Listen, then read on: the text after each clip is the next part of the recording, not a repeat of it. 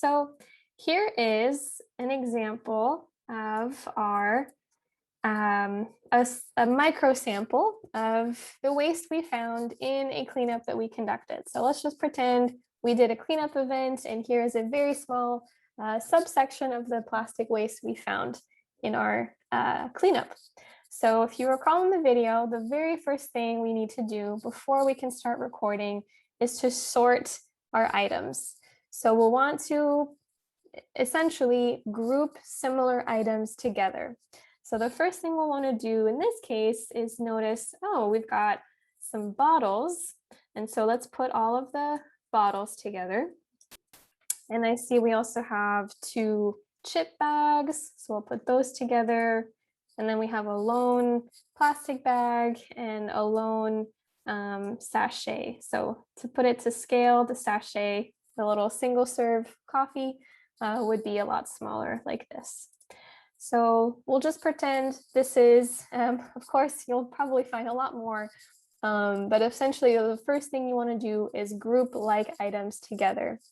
So once you've done that first part, you'll want to subdivide the similar items into groups by brand. So here, for instance, we have 3 Sprite bottles, so we have just one brand. But if we had, let's say, a few Sprite bottles and then a few Fanta bottles, a few Aquafina or Dasani bottles, you'll want to really group the same types of items under the same brands together. And you'll see why, because when we start recording, we really want to be focusing on the brand information. So this is why we need to break it down to this unit, okay? So let me just make this slightly smaller. Just a moment here. You can see, okay, there we go. So here is our practice brand audit activity. Now that we've sorted our items into piles by type of item and brand, we'll want to start by writing the brand name of each item in our brand column. So this right here, this table that we see is essentially a simplified version of the brand audit data card. So the first thing we want to do is write down the brand. And like we heard in the video, the brand name will be the most visible word on each item. So we can see here we've got Sprite, that's on the green bottle. We have Lay's on the chip bag. And we have on the coffee sachet, Nescafe, okay? And then we have this item, this plastic bag that has no brand on it at all. So like the video said, even if an item does not have a brand name, we still want to record it because it's part of what we found. So if the item does not have a brand, you can write unbranded or unknown in the brand category. Next, we want to look at a chart here to determine the parent company that owns the brands of each waste item. So to clarify, you'll notice here that the parent company is not a required data point in this form. However, you'll see in our next steps when we have to submit the data digitally, there's 3 different ways of submitting it. And one of our data submission platforms gives you the option of adding in the parent company information if you want to help us.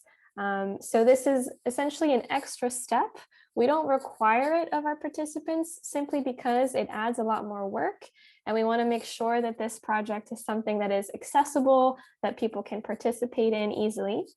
And furthermore, while the brand name is the largest word on the packaging, it'll be the easiest thing to spot. The parent company will often be in very, very small print, so it'll be much harder to get that information directly from the label. However, it's feasible to deduce the parent company based on the brand information that you give us. So at this point, we have a database that has combined data submissions from the last 3 years. So we can often deduce the parent company based on the brand name because it's already in our database. However, if you're submitting information from a country that we've never received data from before, it would obviously really help us to grow our database for us to receive the parent company information. So we'll do a practice of this in our activity together, and then you'll see in the data submission part how it all works. But all of this to say that recording the parent company is an extra step. Consider it like extra credit in your brand audit. So not mandatory, but very much appreciated. And in the form, you can simply make a note in this section next to the brand name. You can add a note of the parent company as well, if you're motivated and inspired to do that extra step with us. Okay, so here is a chart to help us determine the parent companies that own the brands of our waste items here. So to make it a little easier to find, you can see here we have the icon of Lay's from our chip bag. So Lay's is owned by parent company PepsiCo.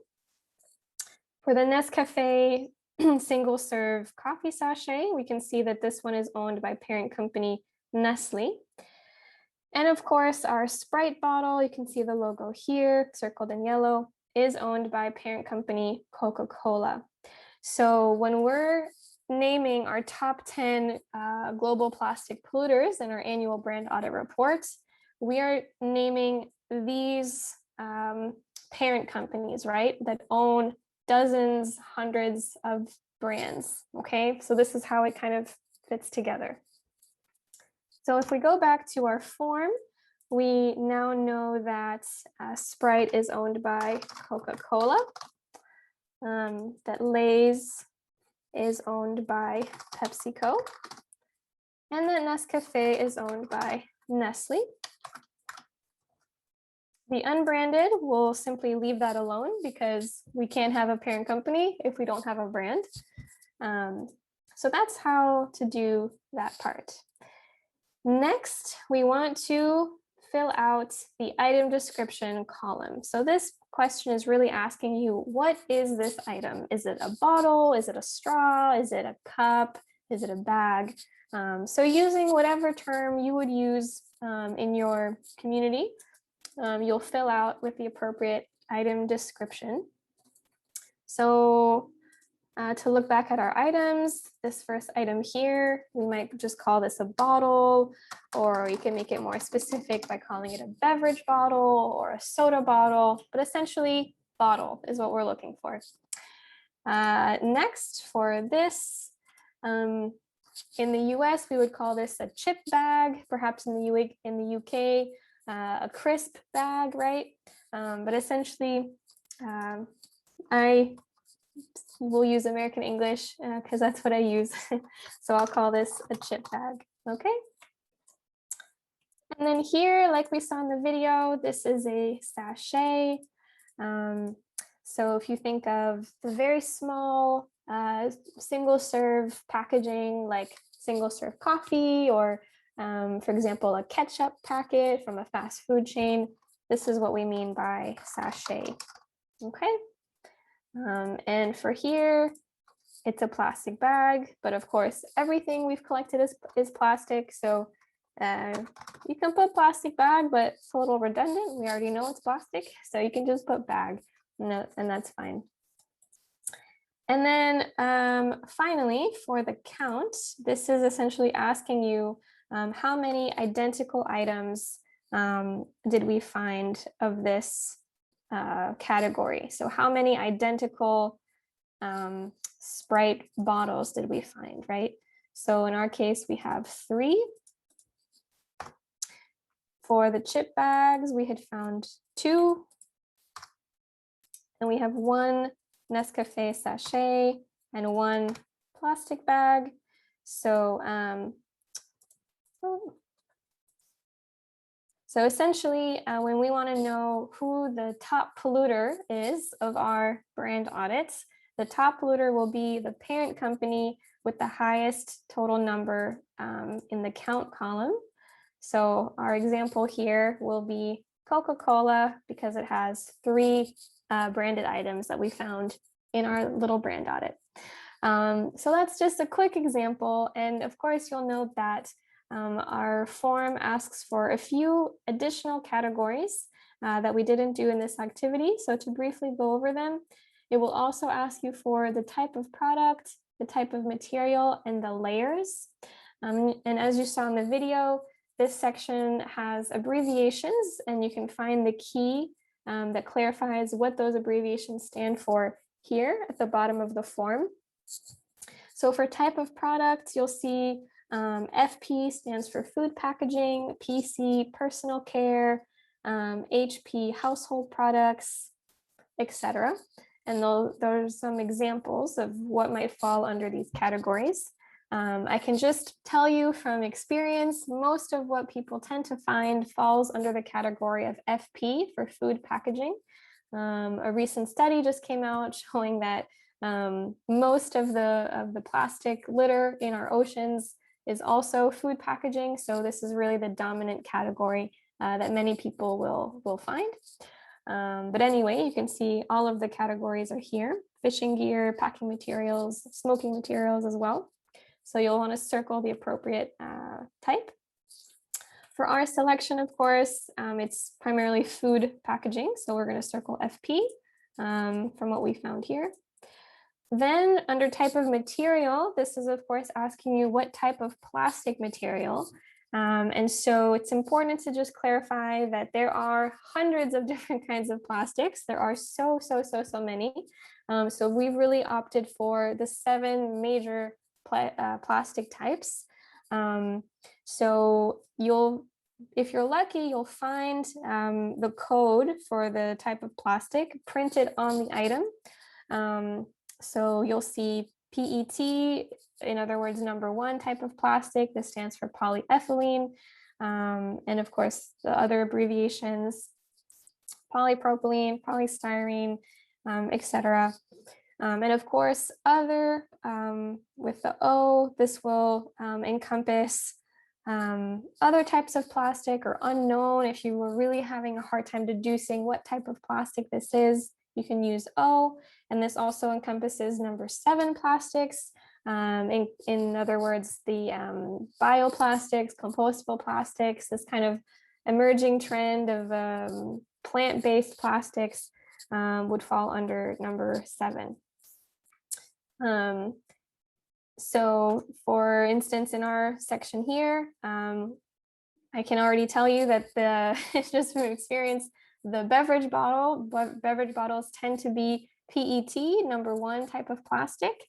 However, if you want to be very precise in recording your data, you'll want to record the bottle separately from the bottle cap, okay? And this is because the bottle and the cap are actually made out of 2 different types of plastic. So you'll see information about that in the chart here. So it'll show you, okay, PET number 1 plastic tends to be drink bottles, and under PP you'll see bottle caps as an example.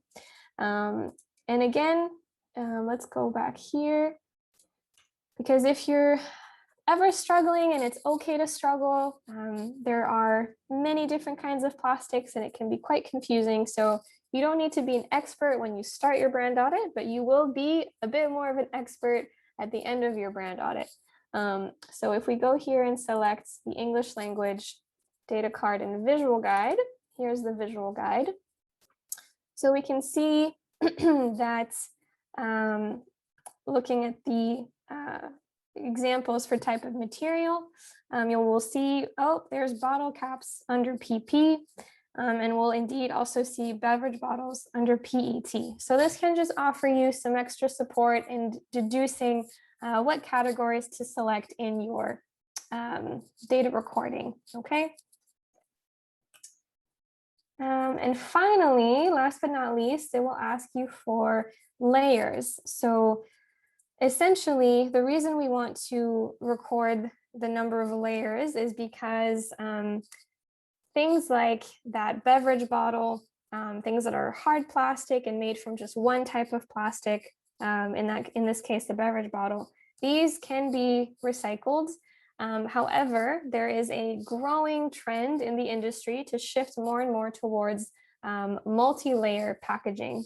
So things like our Nescafe sachet or the chip bags. So essentially, the items on the right here, these would fall under the category of single layer, right? It's just one layer of one type of plastic material. We won't consider the label. That's not what we're talking about. We're looking at the actual item. So this is transparent. That's a good clue that it's single layer because you can see right through it and you can see this is one type of plastic material. In this case, a higher quality plastic that can be recycled. In this case, a film that cannot be recycled, but they're both single layer, okay? Here we have multi-layer packaging. So this is thin layers of often plastic glued to aluminum, sometimes also glued to cardboard. So sachets, milk cartons, juice cartons, these are various examples of multi-layer packaging. And they're growing in the industry, and this is a big problem because they are extremely difficult to process as waste items and impossible to recycle because of the nature of how multiple types of materials are glued together in these thin layers. So this is why we want to be recording that. And again, if you're ever unsure about the layers, it can sometimes be confusing. Look to our visual guide for some examples. And of course, as always, like we saw in the video, if you're really unsure, you can always circle unsure, right? So do your best to deduce the appropriate information with the information you have on the item, with the help of our visual guide. If you need to Google or research online, you can do that as well. But essentially, do your best. And if you're really ever unsure, it's okay to just leave it blank or write unsure.